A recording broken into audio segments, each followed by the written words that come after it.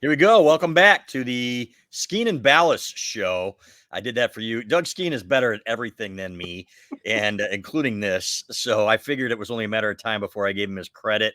We're talking NFL football player, 5-time Big Ten champion, all Big Ten. Guy's a better golfer than me, probably a better dad, if we're being honest here. So, and he's on his yacht. So, NFL Settlement 1.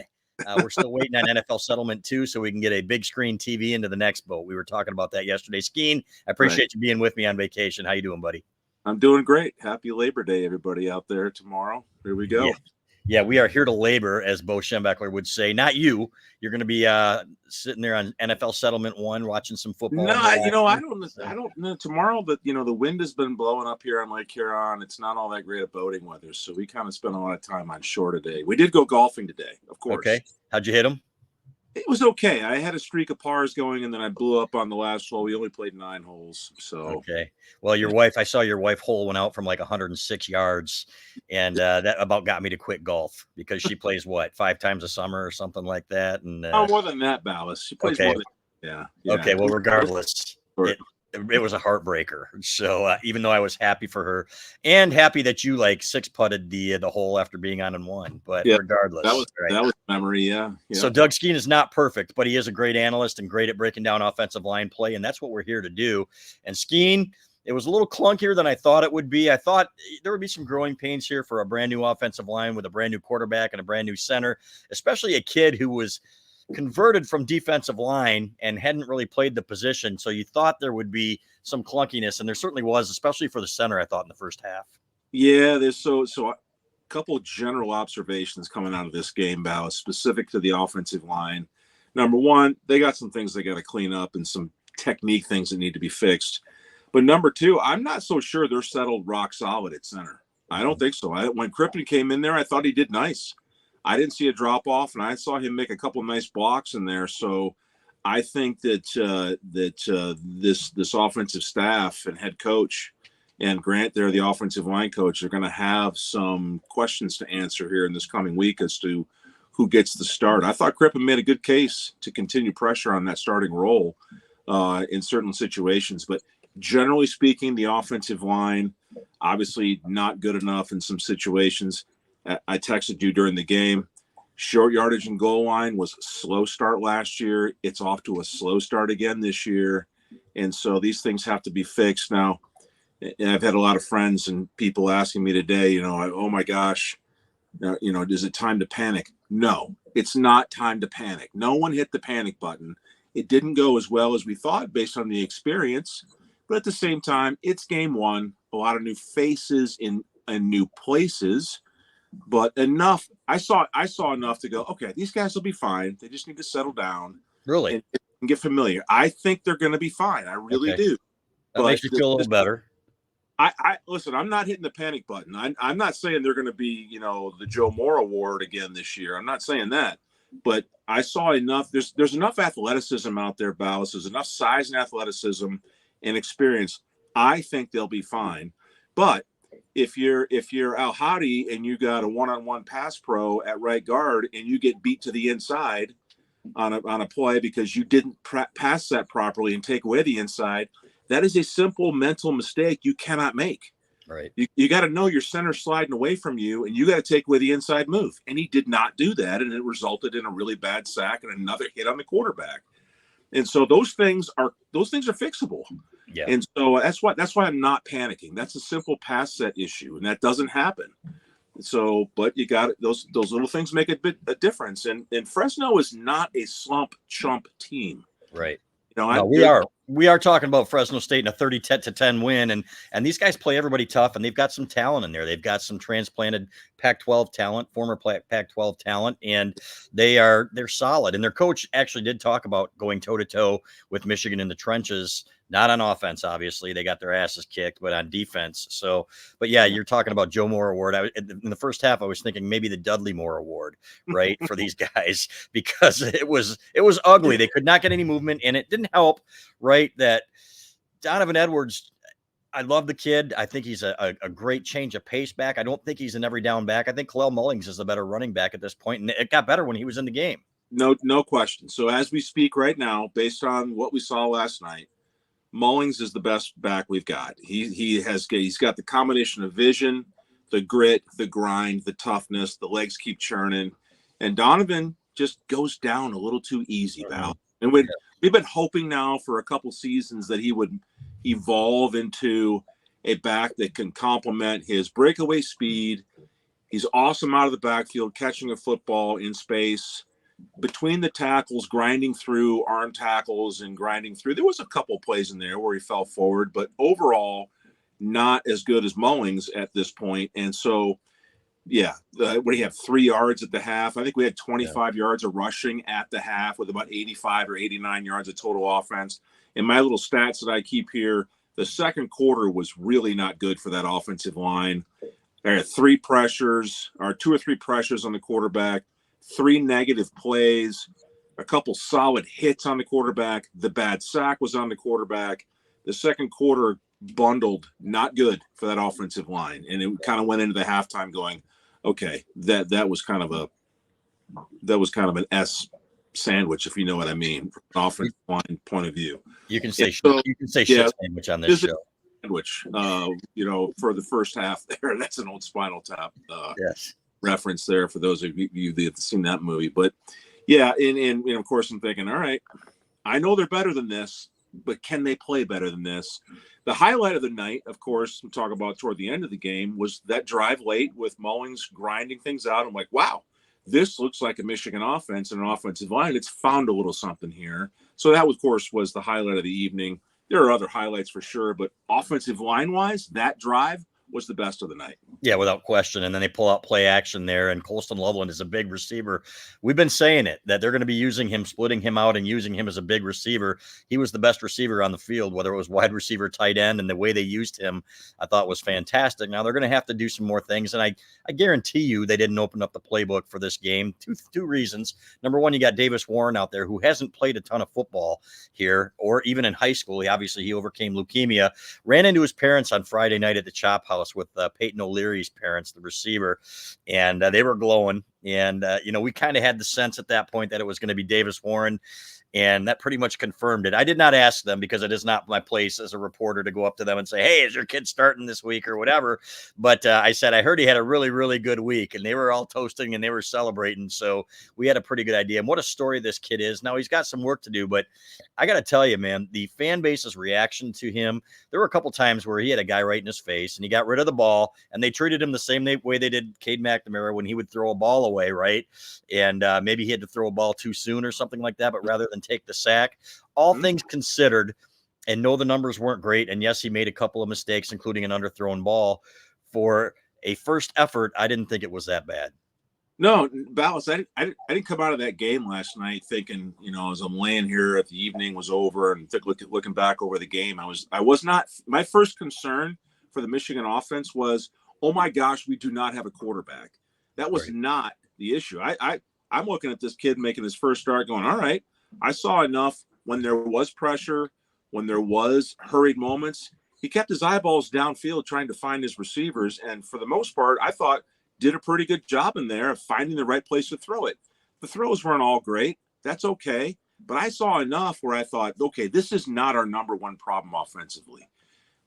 Offensively, I think our number one problem right now is this offensive line needs to tighten things up and play to what they're capable of. And we didn't see that last night. I think we can see it in the future. We better see it Saturday against our next opponent. So, but I didn't have that overall concern about the starting quarterback, which is a big relief to me. Yeah. Now, in the quarterback conversation, Balas, if something happens to this current quarterback, Warren, wow. As much as Orji is an awesome athlete running the football, boy, there's a passing problem, right? And this is the not so great secret that's been kept around Ann Arbor is that Orji can't run a passing offense. And is that a truth? It certainly looks like it. It feels like it because he comes in the game. I'm thinking, all right, they're gonna let him go. They're gonna throw the ball. They're gonna let this kid show what he can do. No, they didn't. No. And then he had the play in there, and it was the last attempt he had where he rolled out to his right and threw it 7 yards in front of his receiver in the dirt on a rollout throw. And I was like, okay, I wish it could demonstrate more than this, but at the same time, I thought if something happens to Warren, we are in trouble. Yeah, and they might be anyway. Davis Warren's going to have to continue to improve, but and everybody's talking, well, he didn't go through his progressions and so on and so forth. And I'm thinking, look, first game, you know what? The number one goal was to protect the ball. Okay. And again, they won underthrow, and he's got the arm. Everybody's like, oh, he can't throw the ball. He's got a weenie arm. No, he didn't set and he didn't step into the throw. He was off on his back foot a little bit. And, that's going to happen. He had another throw down the sideline to Tyler Morris that I thought was fantastic, where the receiver slowed up a little bit and didn't play the ball that I thought could not have been thrown better. You've got to have better play from your receivers. There were a handful of drop passes, including one by Colston Loveland that would have been a good play. So his numbers were 15 of 25. You make a couple of those other plays, those numbers look pretty damn good. So to me, I agree with you 100%. And then they have got to go, in my opinion, with Kalel Mullings at running back. You cannot be messing around with this anymore, especially with Texas coming to town, right? It's okay if you want to play both of them and you put Donovan Edwards in there, throw the ball to him out of the backfield and give yourself a couple options there. But to me, you cannot waste plays. And you're in danger of wasting what looks to be a pretty damn elite defense if you do. Right. So getting behind the chains or what I track is less than 2 yards on first downs. We had a few of those, and those just puts more pressure on that second and long down and distance that you have there. It changes the play calling. It's just, when we always fans watch a game, and when it's 2nd and 6, 2nd and 5, 2nd and 4, because you just cracked off 3 or 4 yards on a good tough run or whatever it may be, it just changes the entire feel in that huddle, Balas. There's a little like, okay, we can have some fun here. We don't have to press. And so, yeah, I think you're right in that if you and I were the head coach, I'm starting Mullings at tailback next week because of the things we talked about earlier. The grit, the drive, the vision, the churning of the legs, the ability to run through or bowl through tackles, carrying defenders down the field 2 or 3 extra yards. Donovan's got to find that. He's just got to find that, and maybe he just can't find it. It's time now to say, after watching this kid make all these wonderful plays, we keep waiting on this other part of his game that hasn't shown up. It's just like, all right, I don't know that it's gonna show up. Right. Yeah. So you can't tell me that Sharon Moore and that offensive staff aren't having the same conversation. I would hope so. And he needs better vision, Donovan does. And I thought Mullings, there was one where he's running to the middle of the line. He sees a hole to the left, cuts over, and he's got, man, that was fantastic. Now, did it surprise you at all that they stuck with Dominick Giudice in the second half at center? And Crippen came in, but I thought he played better. So I did. In all fairness, he did. I thought Giudice played nice, but I thought, based on what I saw Crippen do when he got in there, I thought, okay, I might see Crippen finish this game based on what I thought. Yeah. So, but they didn't do that, and whatever reasons, that's fine. But I think I think this coming practice week, I think that's an unsettled position there in that offensive line at the center position. Because again, like I said earlier in our discussion here, I thought Crippen played well. Yeah. Yeah. Okay. Myles Hinton at left tackle. What did you see? Were you able to isolate on him a little bit? Yeah, I thought Myles did all right. There was a couple plays. There was a blitz situation that came off the edge. And I can't remember. They're heading toward the south end zone. I don't remember the down and distance. I don't have that detail, but they brought a blitzer off the edge, which whenever you see that, your defensive end is going to come inside. It felt like that might have been a missed assignment because that pressure came off the edge. And I don't think it was a sack, but it was definitely a solid hit on the quarterback. And in that situation, you got to see that. The offensive line's got to see it. So Hinton's got to see it, come out, pick up the guy off the edge because there was no back coming that way. The protection was slide left, so the center and guard and tackle have everything left. The back goes to the right, so you only have 2 offensive linemen over there, plus your back. So you got 3 blockers to the right, 3 blockers to the left. Well, they brought 3 defenders to the left, but we only blocked the inside 2. We didn't slide out and pick the extra guy off the edge. Well, that starts with the tackle recognizing it. Even if you're looking out there and you're out of your left eyeball there in the peripheral, when you see those shoes creeping up before the snap or right when the ball is snapped, you all have to see it. Sometimes you may have a tackle make that call, an overcall, or some kind of audible differentiator to pull your guard out. But, so the mental mistake. And again, okay, first game, new situation, new position for him. Wasn't going to go crazy, but anytime I see the quarterback getting drilled after he throws the football, as I was sitting there with my friends last night, I'm like, that can't happen. They're like, what do you mean? He threw the football. I'm like, did you see how hard he got hit afterwards? You're like, boy, you have high standards. I'm like, yeah, I do. You have to keep your quarterback clean. You can't let the dude get drilled after he throws the football. So we had a few of those. The biggest concern, I don't know, is our left tackle. I think he's all right. If I look at the offensive line play last night, my biggest concern is center and right guard. Al-Hadi, because of the pass pro in that one, that was a really egregious one. Not good. You can't do that. But I thought we were okay. And up front at the tackles and the left guard, the new kid from Northwestern there, thought he played all right. Had the holding call in the sweep. That was legit holding. You can't have your hand hanging out there and stretch the jersey like that. But again, I take a deep breath and I go, okay, one game, no panic. Let's see what they got against Texas, and then we'll decide whether we're going to panic or not. Yeah, and we'll get back to a couple of the other guys here in a second. But with what you saw in terms of entire line play, boy, I lost my train of thought here. So I guess we will go back to these guys that are up front. Evan Link at right tackle for a kid playing his first game. Your thoughts on him? Yeah, again, I'm like, all right, for a first start out there, okay. There was enough pass pro and there was enough. So if you just look at the individuals, you're asking about individual play, and I'm looking at these guys and watching a few snaps of this guy and watching a few snaps of this guy, and then you watch the replays on the sky view from behind, which is my favorite view to watch an offensive line play. And I thought, okay, there's enough going on here that these guys should be just fine. But collectively, as a group, not good enough, right? The 25 yards of rushing at the half, not good enough. The short yardage and goal line where Giudice there, I got stood up and put on roller skates where we didn't make it on the third or fourth down. You can't do that, right? And this goes back to Balas. We talked about the difference between practice speed and experience and translating into games. It's just different. And these guys got caught in a couple situations with little tiny moves out of your stance that weren't good enough, that resulted in no gains, tackle for loss, or sacks and hits on the quarterback.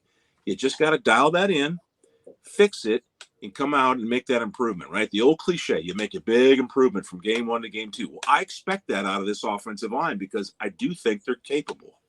Yeah, and I was going to bring up that cliche, and Jim Harbaugh hated to hear it, but it is a fact, right? I mean, you go into game one with all these nerves and jitters and everything else, and game two, now you got a much bigger and better opponent coming in Texas, which looked pretty damn good against, albeit a crappy opponent, but it's going to get scaled up and ramped up dramatically here. So is that a real thing for a guy, for an offensive line playing together in game one versus game two? It's real. It is cliche, and it's also real.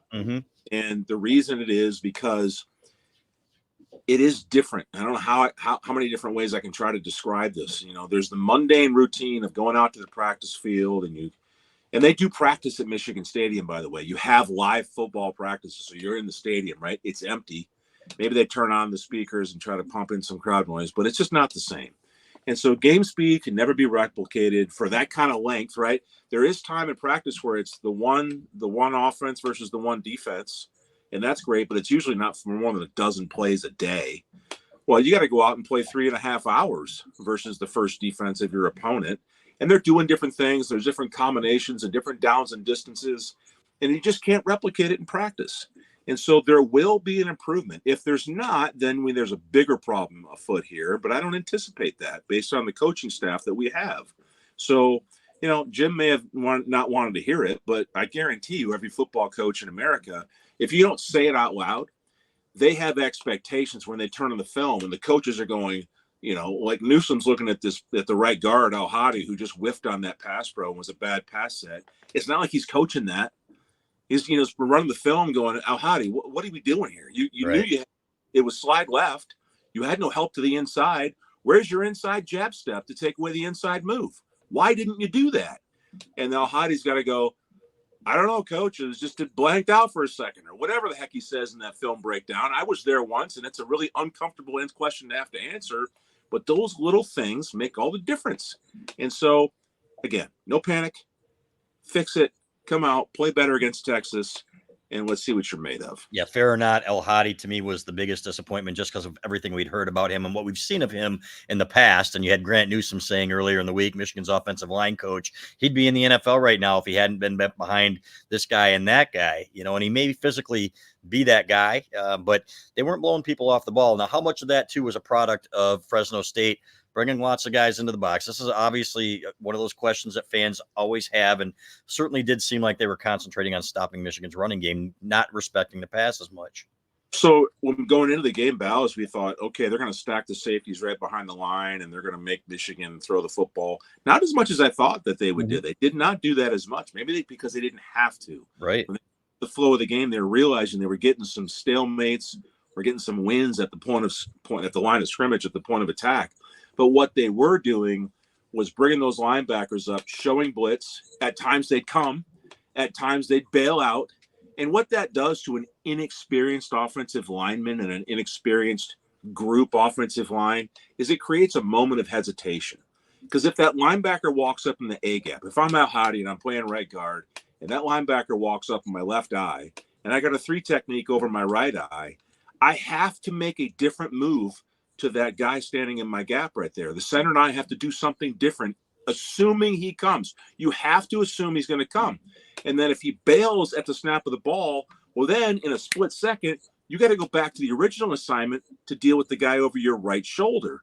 And that may be a different combination altogether. So what defensive coordinators like to do is, and Greg Madison used to do this all the time when he was in Ann Arbor, and a lot of defensive coordinators across the country do this, crowd the line of scrimmage, make an offensive lineman guess what's about to happen, and then bail out of there. Sometimes they come, sometimes half of them come, sometimes half of them don't come.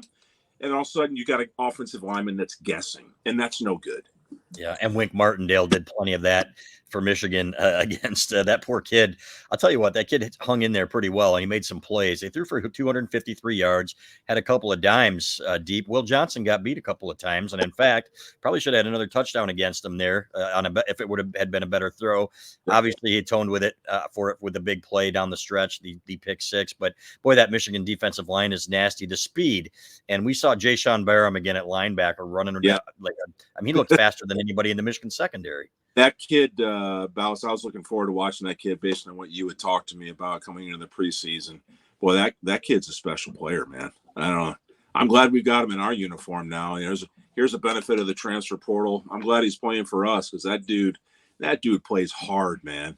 Yeah. And so I think the Michigan defense is as good as advertised. Yeah, they went after Warren. And kudos to that quarterback from Fresno. I thought that kid showed some real toughness in there, and they weren't intimidated. They went after it, and so that was kind of cool to see in a respectful football way. But the interior defensive line, and they had a few creases they got going on us, and they completed some passes, but there was no consistency with that blocking those guys up front. And Rayshawn Benny got in there and made a big play later in the game, and so that rotation is as good as advertised. Stewart and Moore off the edges. I'm like, holy shit, this is a really good defensive line here in game 1. They're going to get better too. Yeah, and they got too aggressive, I thought, once with the all-out blitz down near the goal line, and they didn't need to do that on a 3rd and 7, in my opinion, and led to the 1 touchdown that they gave up. But hey, stuff happens, and then the late drive. The one thing. The kid took a dive on a little push on the. To me, that was ridiculous. Come on, man. I know you're not supposed to push him, but come on. You're not supposed to push him, but I watched the replay, the replay twice, obviously, and it looked to me like the defensive lineman was almost looking at the ball in the air, and it's almost like he was just kind of in his way, like get out of my way. Right. Or did he anticipate that the ball was about to be picked? And I'm going to start going into blocking mode because that's how they're coached to do it, right? Yeah. You got to block the opposite color as soon as the interception happens. And I thought, yeah, come on. And even the TV guys were railing on it. It was a bad call. Yeah. And the kid he took a dive. Yeah, he took the dive, but then they got an extra 15 yards on the same play, and then it was like a 30-yard penalty. It was. I thought the officiating there in that moment, overall, I thought the officiating was fine, but in that moment, I'm like, come on, fellas. It's a game changer because you're up 23-10 and you're going to have the ball deep in their territory with the clock expiring. Instead, they get down inside the 10-yard line or close to the 10-yard line, down 23-10, and with a chance to cut this to a one-score game with 5 minutes to go. So regardless, all's well that ends well, and there's plenty to like about that defense, and there's frankly, plenty to like about the offense, but holy shit, do they have a kicker. Oh, yeah. Right? I mentioned that because that might have been the highlight of the night. Wow. Yeah. That kid stepped up in there and just drilled it. I thought, well, the first one was long, and then the second one was longer, and the third one, I'm like, wow, they're really going to kick this thing. And he just drilled it and cleared it by a few yards. Yeah. Balas, it kind of reminded me of, when I get my 8-iron out and I just feel confident. I just that thing from 150 yards, 155 yards. I'm kidding, right? You're not kidding. We know how, it's unfortunately it's true. I've seen it too many times. It's broken my heart. So thankfully listen, check that box. That one night of those kicks creates so much confidence for that young man and the rest of the kicking unit. It's like, oh, we got that. Anything inside of 50 yards, outside of some crazy weather or winds, we got a kicker that's good from 50. Yeah. 50 to 60. And I said going into the season, that's going to be huge because there are going to be drives that stall at between the 30 and the 40-yard line.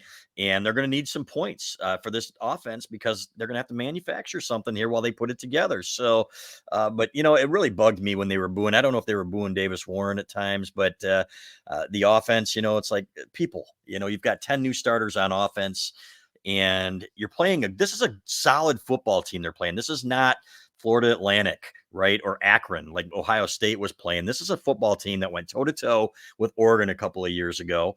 They are right there with a lot of the big boys, and they have a chance literally to be one of those group of 5 teams that make the playoff. So that is legit. That is absolutely true. So, but come on, people, let's get a grip here and understand that.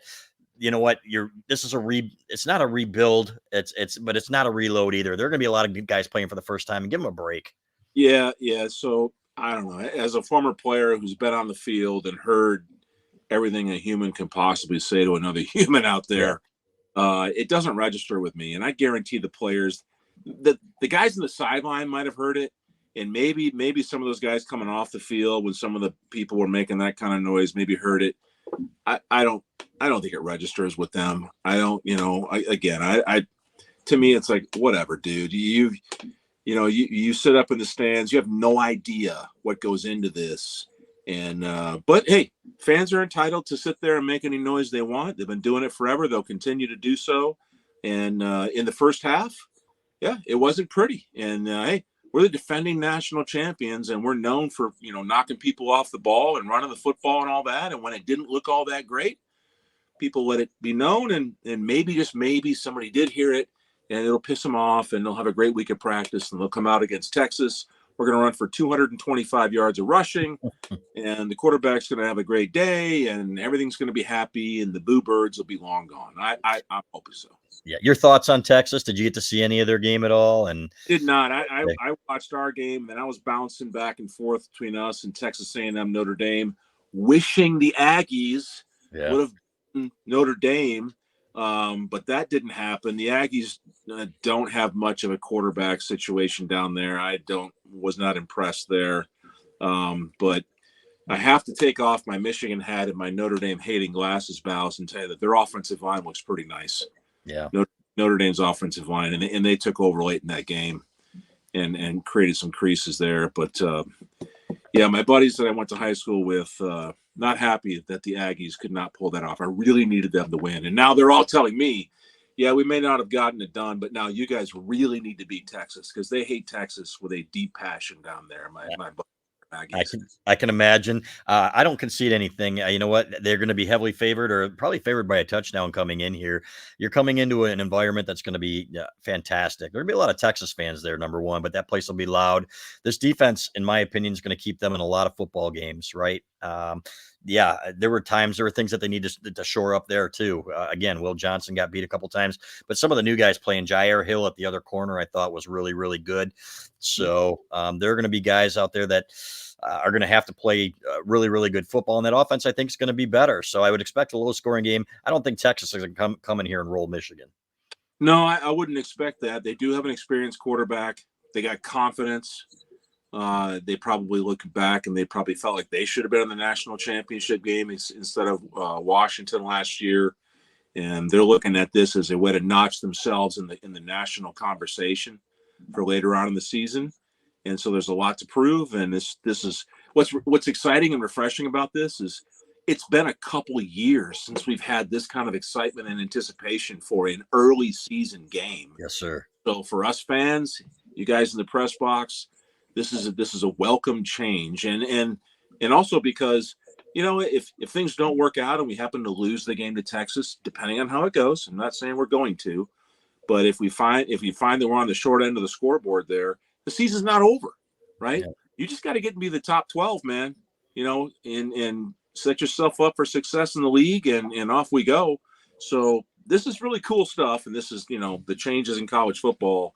It makes these early games exciting. And then we're going to have plenty of them this season to talk about, unlike we had last year where we had to wait forever to get to a game of meaning, it felt like. It'll be fun. So I appreciate your time, Doug Skene, 5-time Big Ten champion. We'll let you get back to your beautiful wife, scraping the barnacles off the yacht. And this must be her Drew Carey fantasy weekend or something, judging by the glasses. Is that what's going on here? No, it's just glasses, the reading glasses I have here on the boat bow, so I can break down film in the evenings here on my iPad and my phone here when I watch the games back. If you grew a beard, you could be his brother. I'm just saying. I'm not saying you should do it. Do what Tracy asks you to do. But the glasses are fantastic. So a really nice touch. So yeah. Hey, thanks again. We will do this again next week, folks. Thanks for joining us on the Skene and Balas show, and we'll see you next week. Go Blue.